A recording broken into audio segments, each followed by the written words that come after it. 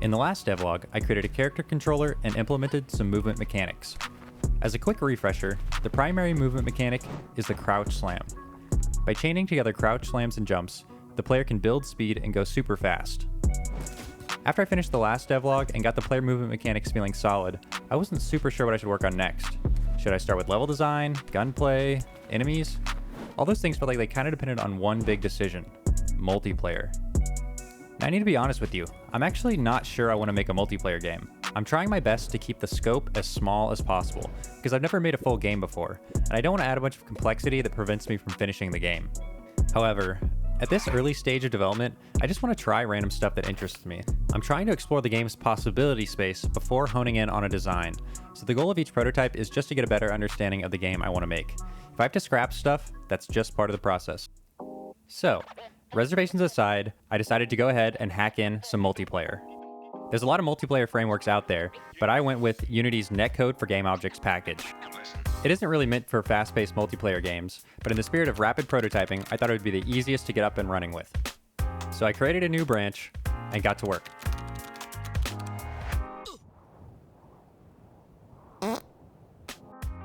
I had done the absolute minimum and butchered my code base in the process, but it was good enough for a prototype. Now, before getting some friends together to test it out, I wanted to build a new arena level and design a new movement mechanic for it. I liked the smooth hills of the last sandbox level because moving through it felt like a hybrid between skateboarding and surfing. It was a great starting point for an arena level, and with skateboarding still fresh in my mind, I figured the next movement mechanic had to be rail grinding. To build the rails, I wanted to use splines. If you aren't familiar with the term, they're like lines, just smooth and pleasant. There are different types of splines, and they're each good at different things, but the type I want to use is Bezier splines. If you've ever used the pen tool in Photoshop, you've drawn a Bezier spline. But they're also used for other stuff like animation and modeling. Unity has a spline package that lets you create 3D splines. It comes with components that spawn objects along the spline or even extrude them into 3D tubes. This was exactly what I needed to build grindrails. So I created some splines and added the spline extrude component to turn it into a pipe. To detect when the player lands on a grind rail, I used the spline instantiate component to spawn a bunch of trigger volumes on the spline. When the player touches the trigger, they enter a special rail grind mode. The character snaps to the nearest point, and its velocity is aligned with the rail. The player's speed decreases over time to a minimum speed, which prevents the player from going too fast or too slow. The rail grind speed is also affected by the steepness of the rail, so the player goes faster downhill like a roller coaster.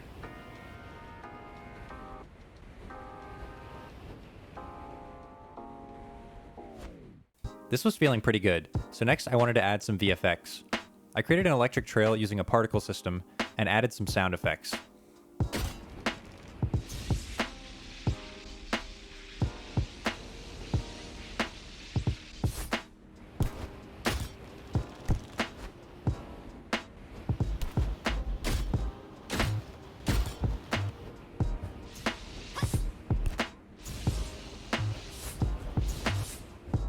With rail grinding in place, I was ready to start building the arena level. I tried to place everything so that movement through the level flowed naturally. Grind rails lead into wall run strips, and I added plenty of tall rock formations to encourage the use of the grapple hook. I wasn't too worried about how the level looked, but without a bunch of set dressing and texture variety, the sand was tiling pretty badly. To fix the tiling, I wanted to try a technique called stochastic texturing. There's a few different ways you can go about it, but the general idea is that you just rotate or offset each tile randomly and then blend the edges.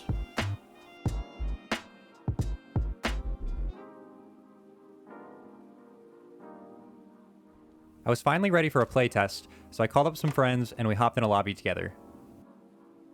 Unfortunately, I lost my recordings of the test. Luckily, my friend started recording a little bit later into the session, so I can still show some feedback and gameplay. Shotgun audio, shoot source needs to be... Dude, oh! Oh, that was so sick. Dude, you just dash every time before you hit the ground and crouch, and you just start cooking. Dude, and like dashing from one rail to another is working like really good. Like, and that's just, it's really fun to like hop between them that way. Dude, and like, I really feel like Spider-Man. Overall, it was going well and we were having a good time. Everyone was picking up the movement mechanics pretty quickly, but there's still plenty of room for improvement. I want to know just how fast I'm going. Yeah, I think a miles per hour counter would be really crazy. I also wonder if, like, when it comes to rails and, like, the way you snap onto them, if they could be a tiny bit more forgiving. Because there's just, like, granted, I think you do want it to feel a little skillful still. And you were handling so many different mechanics as a player in this game at the same time that you kind of just want it to work sometimes. Definitely if you're like doing the slam from above, like, oh dude, that is the fun. There was a lot of other good ideas and feedback, but I felt like the biggest issue was the combat. Most of the multiplayer fun came from surfing and swinging around while hanging out, but the combat itself did not feel very good. At a surface level, the lack of feedback made it very unsatisfying. There were no hit markers, no sound effects, no kill counter, and dead players were unceremoniously teleported back to the origin of the scene. While juicing up the combat would help it feel more fun, I was noticing a more general issue: messy gunplay. Let me explain. When moving around a level by yourself, the movement feels great. In a multiplayer context, you now have to juggle skillful movement alongside skillful aiming. I've had a lot of time to practice the movement, and it was still really hard for me. I don't want to add multiplayer combat if it doesn't mesh well with the movement, and I wasn't alone in feeling like they were at odds with each other.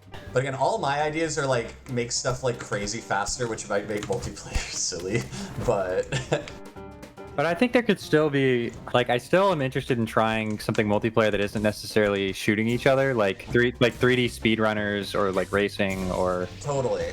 So I almost feel like shooting is the main thing that's de-incentivizing movement just because it's a little bit harder. While it didn't feel like the combat meshed well with the movement, I wasn't quite ready to throw in the towel. There was still potential in the arena mode, so I wanted to spend a bit more time on it. I started by making a list of things I thought would improve the gameplay, and then went through it one by one. Some of the changes were quite easy to implement, and I thought they really helped a lot. For example, in the playtest, I noticed it was pretty common for players to try and grapple to something up high while standing on the ground. Unlike some other games, this grapple hook is tuned more for swinging, so it doesn't reel in very quickly. Rather than zipping straight to the grapple point, the player ends up awkwardly skidding on the ground. To fix this, I tweaked the code so that the player slides over the ground whenever they're grappling. I think this feels a lot better, and it actually adds some more flexibility to the grapple mechanic. I also wanted to see what I could do about making it easier to land on grind rails. Normally it's quite easy since all you have to do is jump into the rail. But it's not so easy when the player is really high up because it's hard to tell exactly where you'll land. To help the player line up their landing, I added a drop shadow. Drop shadows are special shadows that are always cast beneath the player regardless of the level's lighting. This helped the player see where they'd land, but I think there's more work that could be done to subtly nudge the player in the right direction, like aim assist for falling. To improve the combat feedback, I added hit markers, damage effects, and a death animation. There's a few different ways you could add hit markers to a game, but I thought the easiest would actually be to use particles. So I found a simple hit marker texture and slapped it on a particle system. This almost worked, but there was one big issue. The hit marker particles were in world space, so like any other object in the game, they appeared bigger as they got closer to the camera.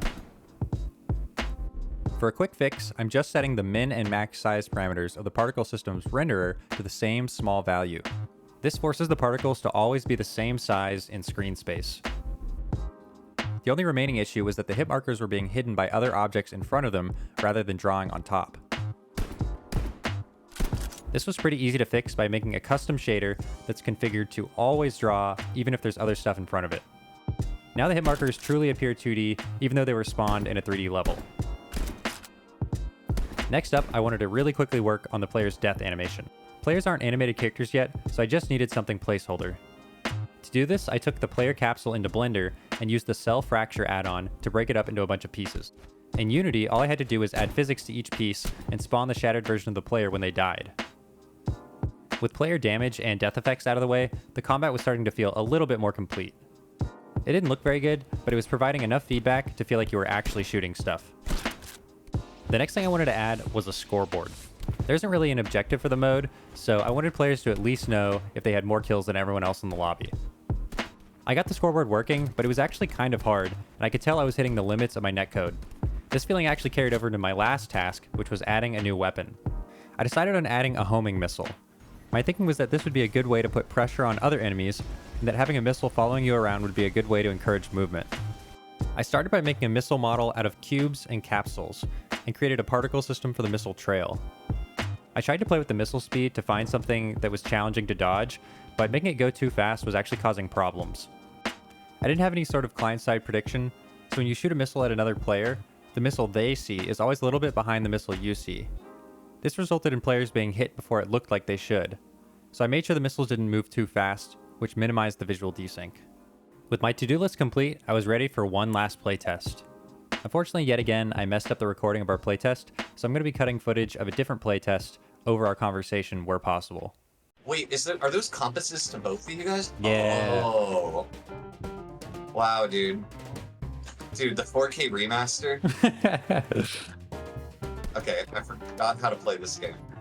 So, I'm trying to remember what has changed. Okay, I see the numbers when we kill each other. That is quite nice. And then also when you get kills, you earn missiles. You can hold up to 5 missiles, and you shoot them with middle mouse, and they'll just shoot in a volley, however many you have saved up. Okay, cool. So you're doing this, but you're dropping the multiplayer focus, like, going forward as you develop, right? Yeah, at least the next things I'm gonna, like, prototype are gonna be single player. Yeah, so a lot that does tie down the project because of the multiplayer features you've added. Yeah, and the multiplayer part of it just makes everything really hard to develop. But the multiplayer has still been, like, really informative for, I guess, feeling what the game can be, or, like, what combat feels like. And I think it was faster to get multiplayer set up than it would have been to, like, prototype competent AI that's fun to fight against. Kind of a good way to test combat. Oh my god. What is Dude, I like happening right glitching now? out. Dude, I'm invincible right now. what? To me, I keep, like, killing you, it looks like. But like, it's like I can't actually I think, respawn or die on the I rail. think you can't die on the rail. But I'm getting kills, though, for Larson right now. I think what's happening is you are dying. It's just trying to move you back to the spawn point, but since you're on the rail, it's not. So you're just respawning immediately. takes Yeah, you're just priority. respawning immediately where you died. Yeah. Oh, that's funny. So where's your brain at with developing the single-player stuff? Where are you at with that? Something I really enjoy is, making stuff that feels satisfying and hopefully looks Yeah. decent. And so I feel like that's a lot easier to just really hone in on some, like, fun, satisfying gameplay in a single player context. Yeah. And I also think combat is going to feel a lot better in single player where you're the only one that's, like, fastest and overpowered. Or Yeah, it feels like you have to like commit to your movement or commit to shooting. Yeah. But like the instant you start agreed. committing to shooting, you lose the fun of the movement. Yeah. You're just, like, walking around like a first-person shooter for a sec. One last fiend skill. not going to happen. No! Dude, you should use that as an example for why multiplayer doesn't work. Yeah, exactly. With the second playtest complete, I was feeling ready to move on to the next prototype. While I still wasn't super stoked on the multiplayer combat, I'm really happy I gave it a go. Getting to swing and surf around a level with friends was really fun, and setting up multiplayer was arguably a much faster way to test combat since I didn't have to program competent enemies. I also want to say that I still think multiplayer could be really fun. I know there's a million other things I could have tried to make it better, so just because I'm moving on for now doesn't mean it can't be done well. In fact, because I still felt multiplayer could be a really fun format, I ended up making a racing mode with jump pads, boost strips, and a track editor. That whole process could be a video of its own, and this video took me way too long to edit, so I'll save digging into it for another time. That's all I've got to share for now. I've got some cool ideas for what I want to work on next, but feel free to let me know if you have any ideas or feedback. Thanks for watching.